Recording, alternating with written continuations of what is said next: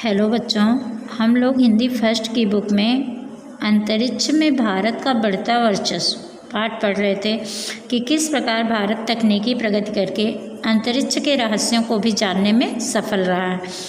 तो इसमें देखिए, आज यहाँ से पढ़ना था कि पिछली शताब्दी के 8वें दशक में हमने परीक्षणों और प्रदर्शनों से यह यात्रा आरंभ की। कौन सी यात्रा?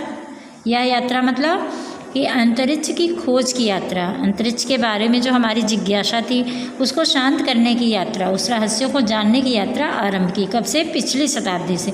शताब्दी मतलब होता है 100 वर्षों का समय, और पिछली शताब्दी मतलब कि 1900 से लेकर 2000 तक का जो 100 साल का समय था वो पिछली शताब्दी थी। और उसके 8वें दशक, दशक मतलब होता है 10 वर्षों का समय, और 8वां दशक का मतलब होता है कि 1980 से लेकर 1990 तक का समय। 8वां दशक मतलब 8वें दशक में जो 10 साल आए वो 8वां दशक। 7वां दशक होता तो 70 से लेकर 80 तक का समय। 9वां दशक मतलब 90 से लेकर 2000 तक का समय। तो हमने यह यात्रा कब से प्रारंभ की? 1980 से। हमने परीक्षणों और प्रदर्शनों से यह यात्रा प्रारंभ की, क्योंकि जब नए नए प्रयोग किए तब हमें पता चला कि कौन सा यान बनाकर हम चंद्रमा तक पहुंचने में सफल हो सकते हैं, कौन सा यंत्र बनाकर हम मंगल ग्रह तक पहुंचने में सफल हो सकते हैं। तो इस तरह से हम जो है परीक्षण करते रहे, और उसके माध्यम से हमने अपनी सीखने और जानने की इच्छा को जारी रखा। इसके तहत हमने बड़े बड़े परीक्षण किए।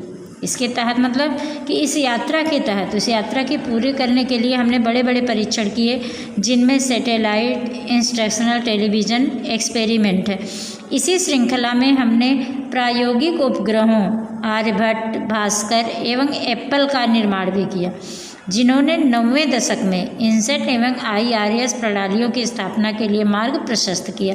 9वें दशक मतलब कि 90 से लेकर 100 तक का समय जो होता है 9वां दशक, तो वहाँ तक हम लोग बहुत सारे प्रयोग किए। भारतीय वैज्ञानिकों ने आर्यभट्ट, भास्कर एवं एप्पल का निर्माण किया, और इन उपग्रहों के माध्यम से इनको ऊपर भेजते थे, और उसके बाद जो है उनमें जो चित्र आते थे उसके माध्यम से, उन तस्वीरों के माध्यम से सीखने और जानने का प्रयास करते थे कि अंतरिक्ष में किस तरह पहुंचा जा सकता है, वहाँ किस चीज़ की कमी है, किस चीज़ की उपलब्धता है, वहाँ जाया जा सकता है या नहीं। इस तरह से करके इन तकनीकों के द्वारा, प्रणाली मतलब ढंग होता है, तो उन ढंगों के माध्यम से उन्होंने मार्ग प्रशस्त किया। प्रशस्त मतलब मजबूत, कि हम अंतरिक्ष में भी जा कर के सुरक्षित वापस आ सकते हैं और वहाँ के रहस्यों को जान सकते हैं। भारत ने 2 प्रकार के उपग्रह प्रक्षेपण यानों की रूपरेखा तैयार कर उनको प्रयोग योग्य बनाया है। इनमें से एक है ध्रुवीय उपग्रह प्रक्षेपण यान, जिससे भारतीय सुदूर संवेदी उपग्रह प्रक्षेपित किए जाते हैं, और दूसरा है भू-स्थैतिक उपग्रह प्रक्षेपण यान, जिससे इनसेट परिवार के उपग्रह छोड़े जाते हैं।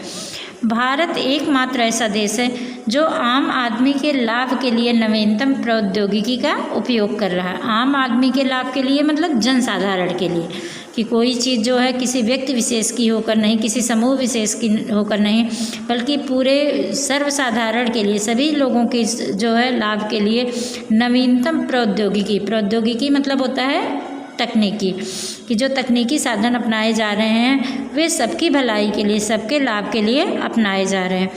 भारतीय अंतरिक्ष प्रणाली आज राष्ट्रीय अवसंरचना का महत्वपूर्ण अंग बन गई है।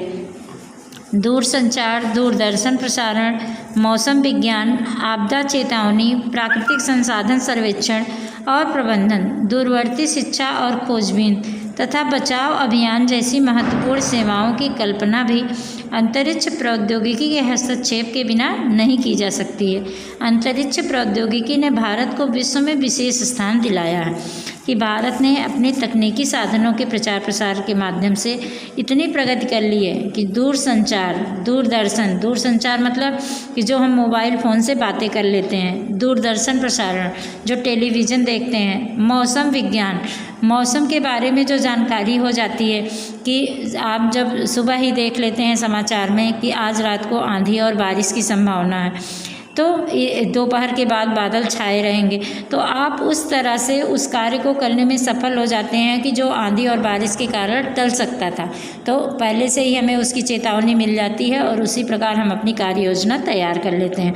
आपदा चेतावनी, कहीं भूकंप आना होता है, कोई ऐसी आपदा, तो उसके बारे में हमें इसके द्वारा, तकनीकी साधनों के द्वारा ही सूचनाएं मिल जाती हैं और उससे बचने में हम कुछ हद तक सफल हो जाते हैं। कि अगर ना जानकारी होती, ऐसे ही आ जाती, तो हम बहुत जान माल का नुकसान होता, बहुत से लोग उसमें मर जाते थे। लेकिन अब जब पहले से ही पता होता है कि तूफान आने वाला है या कोई और जो है आपदा है, तो उसके बारे में लोग सचेत हो जाते हैं, वहाँ सचेत हो जाते हैं, उससे बचने के उपाय कर लेते हैं और हमारे वैज्ञानिक उससे बचाव के साधनों में जुट जाते हैं, जिसके कारण लोगों को सुरक्षित बचाया जा सकता है। तो ये इन सारी चीज़ों की कल्पना भी बिना अंतरिक्ष प्रौद्योगिकी के हस्तक्षेप के नहीं की जा सकती है। कि जो उसके लिए जो तकनीकी साधन जो अंतरिक्ष के बारे में जानकारी रखते हैं, उन्हीं के माध्यम से यह पता चलता है कि आंधी तूफान आने वाला है, बारिश होने वाली है। इस तरह की जो चेतावनी मिलती है वह इन्हीं तकनीकी साधनों के द्वारा मिलती है। और इन्हीं प्रौद्योगिकी के कारण, इन्हीं प्रौद्योगिकी साधनों के विकास के कारण भारत को विश्व में विशेष स्थान मिला है कि भारत ने ही बहुत उन्नति कर ली है।